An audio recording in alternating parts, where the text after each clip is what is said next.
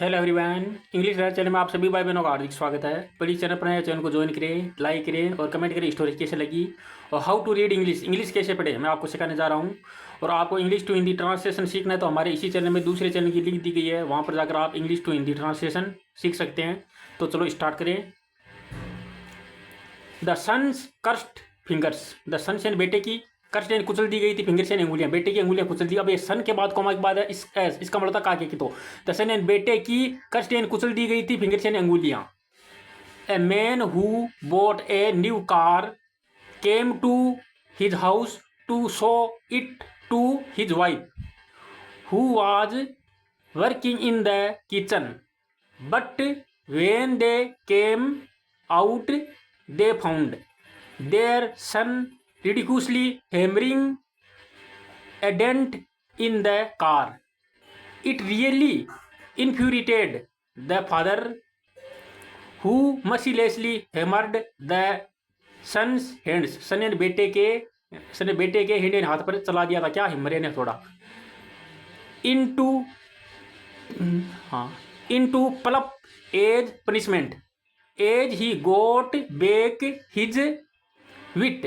He took his son to a nearby hospital where, in order to save his hand, the doctors finally had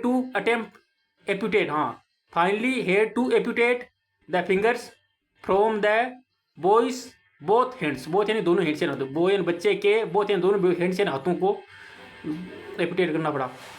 when the boy woke up का मतलब जागा from the surgery and saw his bandage stubs, bandage पट्टी बंदी हुई देखा, bandage stubs पट्टी बंदी हुई देखा। He innocently said daddy I am sorry, मुझे अफसोस है। Then he asked but when are my fingers going to grow back?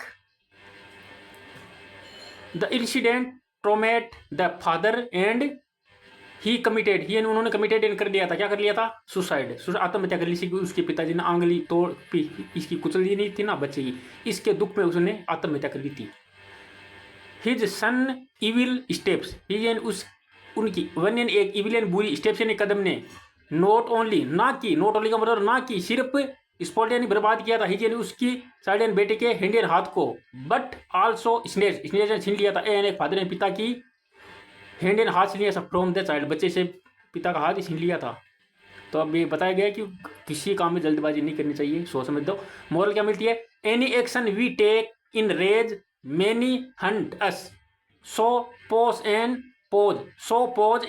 Ponder for a while to reach any decision. कोई भी निर्णय तक पहुंचने के लिए हमको पोंडर यानी विचार करना चाहिए। पोज यानी रुक कर, सो पोज यानी बहुत रुक कर, सो पोज का मतलब बहुत रुक कर, पोंडर यानी विचार करना चाहिए कोई भी हम कदम उठाएं तो। नहीं एनी यानी कहीं, एक्शन यानी काम, वी टेक यानी हम करते हैं, किस में करते हैं? इन रेज यानी गुस्से में करते हैं, या रेज यानी गुस्से में करते हैं। तो क्या हो सकते हैं? मैं यानी सकते हैं, हंट यानी शिकार हो सकते हैं, ऐसे यानी हम उससे शिकार हो सकते हैं जो जल्दबाजी में काम करते हैं ना।